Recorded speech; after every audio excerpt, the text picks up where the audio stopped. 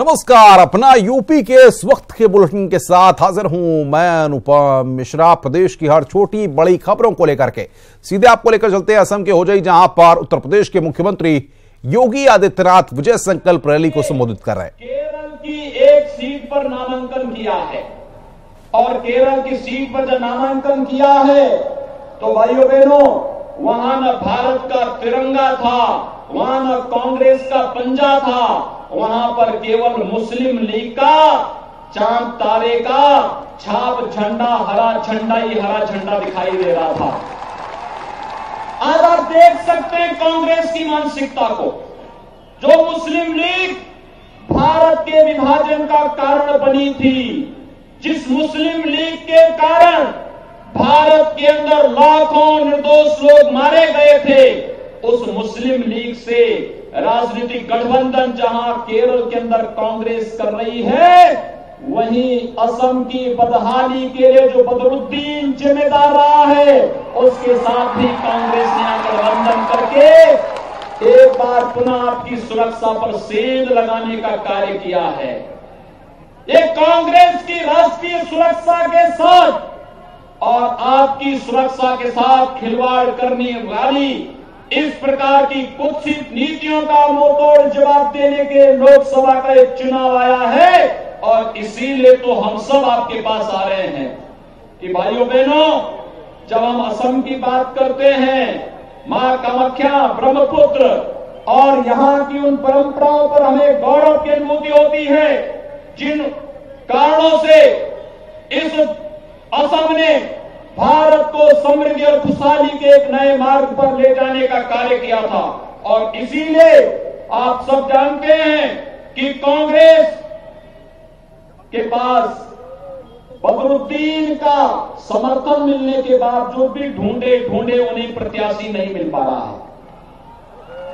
मैंने सब यहां पर अपने भारतीय जनता पार्टी के लोकप्रिय प्रत्याशी श्री रूपक शर्मा से जब पूछा, मैंने कहा कांग्रेस से कौन प्रत्याशी है, तो इन्होंने कहा वही है जो पहले तरुण गोगोई के मंत्रिमंडल में असफल मंत्री था, वही आज कांग्रेस ने प्रत्याशी बनाया है।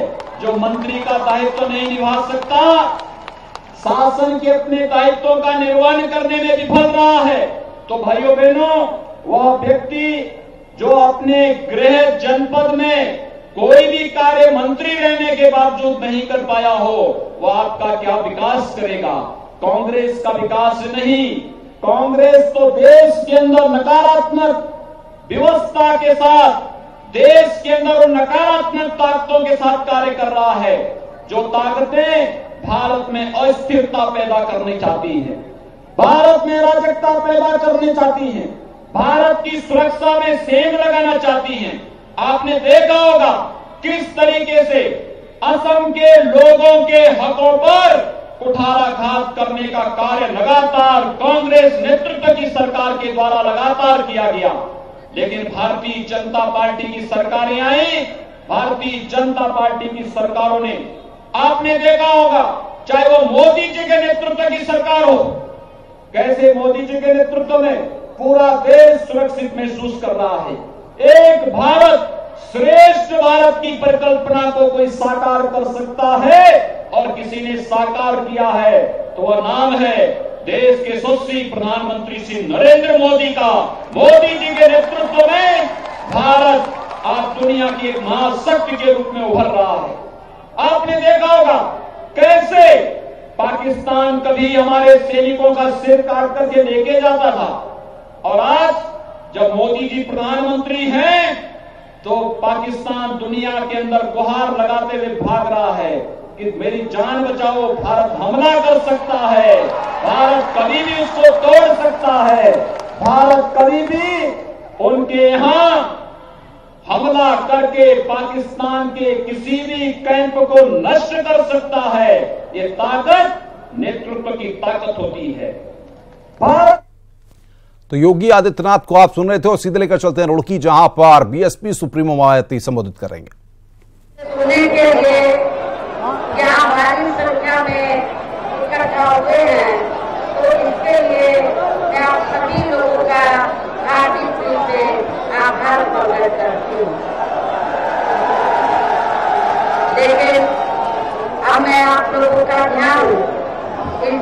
में अपनी पार्टी को व समाजवादी पार्टी को भी कामयाब बनाने के लिए कुछ जरूरी बातों की तरफ दिलाना चाहती हूँ। और इस संबंध में मैं आप लोगों को ये कहना चाहूंगी कि आजादी के बाद काफी लंबे समय तक केंद्र में व देश के अधिकांश राज्यों में भी ज्यादातर सत्ता यहाँ कांग्रेस पार्टी व इसके बाद बीजेपी एवं अन्य और पार्टियों के ही हाथों में केंद्रित है। लेकिन यह खास ध्यान देने की बात यह है कि कांग्रेस पार्टी के केंद्र में व अधिकतर राज्यों में भी लंबे अरसे तक रहे शासनकाल में इनकी अधिकांश ने ही गलत नीतियों व गलत कार्य प्रणाली की वजह से ही फिर इस पार्टी को केंद्र व जहां अपने उत्तराखंड प्रदेश सहित अन्य राज्यों में भी सत्ता से बाहर होना पड़ा है, सत्ता से अलग होना पड़ा है। और अब वर्तमान में देश में लोकसभा के लिए हो रहे आम चुनाव में भारतीय जनता पार्टी भी केंद्र में अपनी सरकार की रही, खासकर आरएसएसवादी, पूंजीवादी, संकीर्ण, सांप्रदायिक, द्वेषपूर्ण व जातिवादी गलत नीतियों व गलत कार्य प्रणाली की वजह से इस बार सत्ता से जरूर बाहर चली जाएगी। भारतीय जनता पार्टी और सत्ता में आने वाली नहीं। और इस बार चुनाव में इनकी यानी कि बीजेपी की कोई भी नाटकबाजी व जुमलेबाजी आदि काम में आने वाली नहीं। और खासकर अब इनकी चौकीदारी की ये नई नाटकबाजी भी इनको जिससे अब ये चुनाव में जबरदस्ती देश में जनहित से जोड़कर इसको अपने राजनीतिक लाभ के लिए शामिल में लगे, जिसमें भी इसको किसी भी कीमत पर कामयाबी मिलने वाली नहीं। चाहे इस चुनाव में इनके सभी छोटे बड़े चौकीदार भी मिलकर अपनी कितने की ताकत क्यों और इसकी मुख्य वजह ये है कि वर्तमान में प्रधानमंत्री श्री नरेंद्र मोदी ने यहाँ विधानसभा के साथ साथ पिछले पिछले लोकसभा के हुए आम चुनाव में यहाँ विधानसभा के भी हुए थे। पहले सन 2014 में लोकसभा के आम चुनाव हुए, उसके बाद सन 2017 में यहाँ उत्तराखंड में विधानसभा के आम चुनाव हुए। तो इसकी मुख्य वजह ये है कि वर्तमान में प्रधानमंत्री श्री नरेंद्र मोदी ने यहाँ पिछले लोकसभा के आम चुनाव में देश में खासकर गरीबों, मजदूरों, बेरोजगारों, कर्मचारियों, युवाओं, महिलाओं, किसानों, व्यापारियों व अन्य मेहनतकश लोगों के साथ साथ दलितों, आदिवासियों, पिछड़े वर्गों, मुस्लिम व अन्य धार्मिक अल्पसंख्यक समाज के लोगों को भी जो अच्छे दिन दिखाने के असंख्य प्रलोभन भरे चुनावी वायदे किए थे, तो उनका अभी तक जिन्होंने जमीनी हकीकत में लगभग 1/4 हिस्सा भी काबिल पूरा नहीं किया।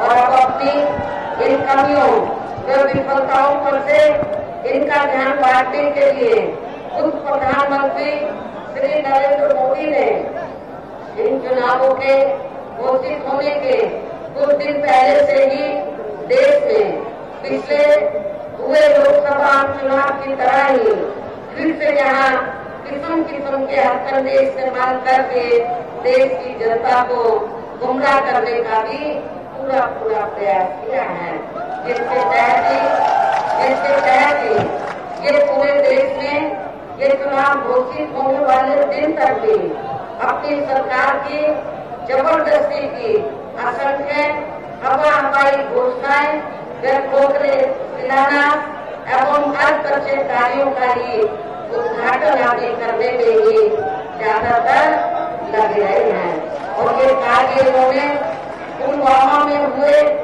आतंकी हमले वाले दिन तक भी बरकरार जारी रखा है, जिससे इनके राष्ट्रभक्त व देशभक्त होने का भी काफी कुछ पर्दाफाश हुआ है।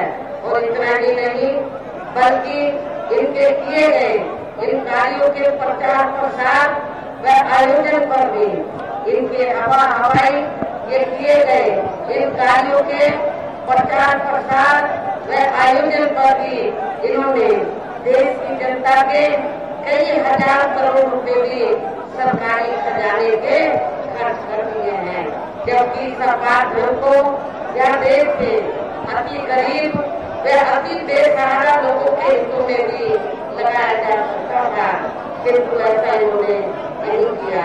और इस मामले में यहाँ मैं ये भी कहना चाहूंगी, यदि इनकी पार्टी व सरकार तथा खुद प्रधानमंत्री श्री नरेंद्र मोदी जी देश के आम जनहित के मामले में वास्तव में सही ईमानदार व गंभीर होते तो फिर अब इन्होंने चुनाव के नजदीक जो भी यहाँ शिलान्यास व घोषणाएं आदि की हैं, तो इनको ये सभी कार्य या चुनाव घोषित होने से बहुत पहले ही काफी हद तक पूरे कर लेने चाहिए थे, किंतु ऐसा इन्होंने नहीं किया। बल्कि इसके स्थान पर इनका ज्यादातर समय व ताकत भी क्या इनके खास रहे थे वे बड़े बड़े पूंजीपतियों व धनासेठों को ही और भी ज्यादा मालामाल व धनवान आदि बनाने में ही लगा रहा है। इसके साथ साथ इन्हें हर स्तर पर बचाने के लिए जो उनके बड़े बड़े पूंजीपति व धनासेठ हैं उनको हर स्तर पर बचाने के लिए इनकी पूरी चौकीदारी करने पर ही लगा रहा है। इसके साथ ही प्रधानमंत्री श्री नरेंद्र मोदी की सरकार ने ये चुनाव घोषित होने से पहले देश की जनता को व विभिन्न क्षेत्रों में लगे लोगों को भी लुभाने के लिए अपनी सरकार के आखिरी व अंतरिम बजट में जो भी इन्हें चुनावी सौगातें दी हैं, तो ये ज्यादातर इनकी अपने राजनीतिक लाभ के लिए दी गई केवल हवाई व खोखली चुनावी सौगातें हैं, इसके सिवाय कुछ भी नहीं है। जबकि यहाँ देश के किसानों इस सरकार ने शुरू से ही अपनी विभिन्न समस्याओं को लेकर काफी ज्यादा दुखी रहे हैं और दुखी भी हैं।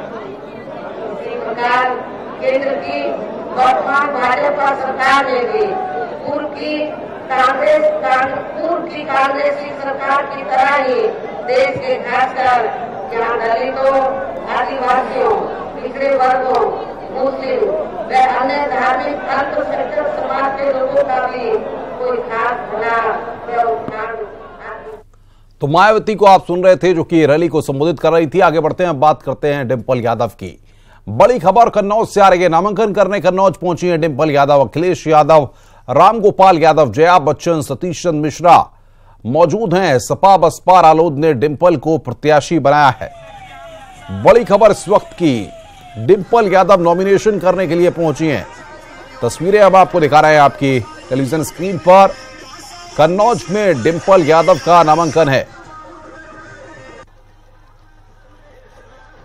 और उनके रोड शो की तस्वीरें इस वक्त आपकी टेलीविजन स्क्रीन पर। काम बोलता है, बाकायदा बस है, इस पर सवार होकर रोड शो कर रही हैं डिंपल यादव। दृश्य हम आपकी टेलीविजन स्क्रीन पर आपको दिखा रहे हैं। कन्नौज से डिंपल यादव आज नामांकन करेंगी। सपा बसपा रालोद ने डिंपल को यहां से प्रत्याशी बनाया है। गठबंधन की प्रत्याशी हैं डिंपल यादव और वो आज अपना नामांकन करेंगी। सपा बसपा रालोद ने डिंपल यादव को अपना प्रत्याशी बनाया है। कन्नौज इत्र नगरी है और वहां से डिंपल यादव एक बार फिर चुनावी दंगल में कूद रही हैं। तो कन्नौज के सियासी मुकाबले की यहां पर हम बात कर रहे हैं, किस तरीके से यहां पर मुकाबला है। गठबंधन की तरफ से डिंपल यादव प्रत्याशी हैं और आज वो अपना नामांकन कर रही हैं। अमित गंजू हमारे साथ कन्नौज से सीधे जुड़ गए हैं। अमित, कितनी देर में यह नामांकन होगा, कौन कौन से लोग वहां पर मौजूद हैं और क्या कुछ दृश्य वहां पर आप देख रहे हैं?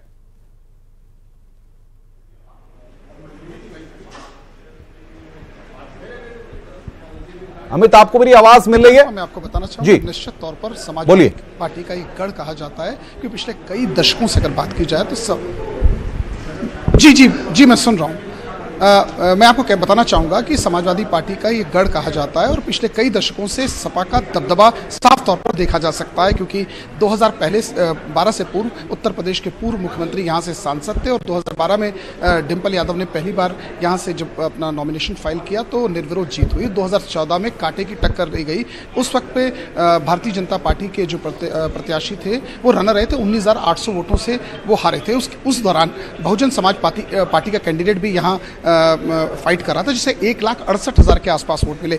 लेकिन इस बार के इलेक्शंस में कुछ सिनेरियो चेंज है, क्योंकि महागठबंधन की जिस तरह बात की जा रही है, उत्तर प्रदेश के महागठबंधन की बात की है, जिसमें राष्ट्रीय लोकदल भी है, जिसमें सपा भी है और जिसमें बसपा का कोई कैंडिडेट नहीं है। सबका डिम्पल यादव का समर्थन है, क्योंकि जिस प्रकार से आज नवरात्रि के पहले दिन है और जिस प्रकार से पंडितों से पूछ करने के बाद 1 बजे के आसपास का टाइम रखा गया था कि यहाँ, क्योंकि अब जब रोड शो स्टार्ट हुआ तो लोगों की अपार भीड़ साफ तौर पर देखने को मिली और इस 1.75 किलोमीटर के स्ट्रेच को लगभग 1.25 घंटे से ज्यादा का समय हो चुका है। इस वक्त जब हम कलेक्ट्रेट में खड़े हैं, अब से कुछ ही देर में डिम्पल यादव और उनके साथ 5 लोग जिनको टोटल यहाँ एंट्रीज मिलेगी वो पहुंचने वाले हैं। अगर हम नेताओं की बात करें तो सतीश चंद्र मिश्रा पहली बार ऐसा है कि सपा के किसी कैंडिडेट के साथ यहाँ मौजूद हैं। इसके अलावा जया बच्चन है, अहमद हसन है और इसके अलावा राम गोपाल हैं। तमाम लोग उनके साथ हैं और पूर्व मुख्यमंत्री खुद जिस प्रकार से जो रथ बनाया गया है, जिस प्रकार से जो बस है जिसमें लोगों का अभिवादन स्वीकार कर रहे हैं, अब से कुछ ही देर में वो यहाँ एंटर करेंगे और अपना यहाँ नॉमिनेशन फाइल करेगी।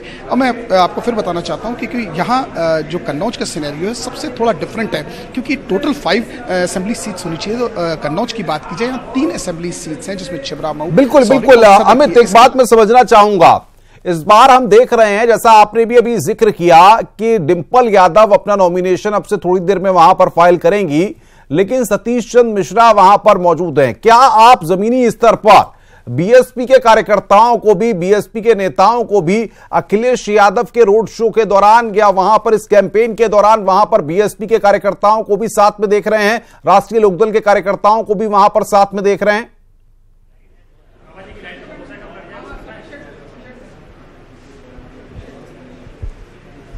आपने बहुत अहम सवाल पूछा अनुपम। निश्चित तौर पर यह एक अहम सवाल है, क्योंकि राष्ट्रीय लोकदल की अगर बात की जाए तो उनका ऐसा कोई यहाँ इतना बड़ा ग्राउंड नहीं है, इतनी बड़ी कोई पिच नहीं है उनकी। लेकिन अगर बहुजन समाज पार्टी की बात की जाए, जैसे 2014 की बात की जाए तो निर्मल तिवारी यहाँ से कैंडिडेट थे, जिनको लगभग 1,68,000 के आसपास यहाँ से वोट मिले थे। तो निश्चित तौर पर बीएसपी का भी एक अच्छा बिल्कुल अमित, बहुत बहुत शुक्रिया आपका हमारे साथ जुड़ने के लिए और बातचीत करने के लिए। अमित गंजू कन्नौज से हमारे साथ जुड़े हुए थे, जो इस बड़ी खबर पर हमें जानकारी दे रहे थे। बहरहाल इस वक्त एक अहम जानकारी आ रही है हमारे पास, फतेहपुर पहुंची हैं प्रियंका गांधी। कानपुर सीमा पर कार्यकर्ताओं ने उनका स्वागत किया है। औंग कस्बे में महिलाओं से संवाद करेंगी प्रियंका। जिले में 2 नुक्कड़ सभाएं करेंगी प्रियंका गांधी। फतेहपुर शहर में रोड शो भी करेंगी प्रियंका। तो फतेहपुर पहुंची है कांग्रेस महासचिव प्रियंका गांधी।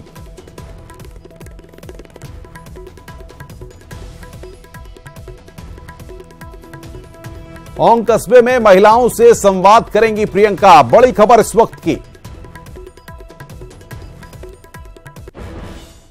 बीजेपी के सांसद रहे शत्रुघ्न सिन्हा आज से कांग्रेस के सारथी हो गए। आज दिल्ली में उन्होंने पार्टी की सदस्यता ली। कांग्रेस ऑफिस में उन्होंने पार्टी की सदस्यता ली है। इस दौरान कांग्रेस के मुख्य प्रवक्ता रणदीप सुरजेवाला, बिहार कांग्रेस प्रभारी शक्ति सिंह गोहिल, बिहार कांग्रेस के अध्यक्ष मदन मोहन झा सहित कई नेता मौजूद रहे। एक तरफ जहां खुशी है कि आज कांग्रेस परिवार ने मुझे इस तरह से इनकरेज करके, प्रोत्साहित करके गले लगाया है, अपने परिवार का अहम हिस्सा बनाया है ये, और इसमें बनने में आपको ये भी कह दूं कि हमारे पारिवारिक मित्र लालू प्रसाद यादव जी का भी बहुत बड़ा हाथ है। उन्होंने खुद कहा, उनकी सहमति भी रही, उनकी अनुमति भी रही कि आप ये जाएं, कांग्रेस को मजबूत करें, कांग्रेस के जरिए पूरे देश को मजबूत करें और साथ ही साथ विकास के काम में या जो भी आपका है, प्रगति है, ग्लोरी है, उसको आप लेकर आएंगे, उसमें आप भागीदार बने तो बड़ा अच्छा रहेगा। मैं आज के दिन उनका ही बहुत आभार प्रकट करता हूं, लालू जी को, उनके परिवार को, और उनको बहुत बहुत धन्यवाद देता हूं कि इतने नेक कदम और इतना बढ़िया कदम, शुभ दिन, नवरात्रि के दिन आपने हमें यहां भेजा है। सुभाषपा के अध्यक्ष ओम प्रकाश राजभर ने आज अपने पार्टी पदाधिकारियों की बैठक बुलाई है। 1 बजे राजभर बैठक में शिरकत करेंगे। पार्टी पदाधिकारियों का मानना है कि आज ये साफ हो जाएगा कि लोकसभा चुनाव में पार्टी बीजेपी के साथ रहेगी या नहीं। सभी पदाधिकारी लखनऊ में मौजूद हैं और मंथन चल रहा है। तो पार्टी के सभी पदाधिकारी लखनऊ में मौजूद हैं। के लिए बुलाया गया है। अब हम लोगों के माननीय राष्ट्रीय अध्यक्ष जी जो कहेंगे उसको मानेंगे। हम लोग मीटिंग इसलिए बुलाया गया कि भाजपा एक भी सीट देने के लिए तैयार नहीं है और हम लोगों का सम्मान नहीं करती है और कहती है कि राज्य में हम लोगों का तालमेल था और केंद्र में नहीं है। हमारी जो अति दलित और पिछड़ी जातियां हैं, अति पिछड़ी जातियां, उनमें जो है कोई भी सीटों का बंटवारा नहीं कर रही बीजेपी और न कोई हिस्सेदारी दे रही है सीटों पर, और किसी भी बिरादरी के व्यक्ति को, प्रजापत समाज को कोई भी सीट नहीं दी है पूरे उत्तर प्रदेश में। हमारी पहुंच आपकी ताकत है। अब न्यूज 18 उत्तर प्रदेश देखने के लिए आप लॉग ऑन कर सकते हैं news18up.com पर। हमारा फेसबुक पेज है news 18 UP, Twitter handle @news18 UP और हमारा यूट्यूब चैनल है न्यूज 18 यूपी उत्तराखंड। और न्यूज 18 उत्तराखंड देखने के लिए आप लॉग ऑन कर सकते हैं news18uk.com पर। हमारा फेसबुक पेज है न्यूज 18 यूके और यूट्यूब चैनल है न्यूज 18 यूपी उत्तराखंड। नमस्कार।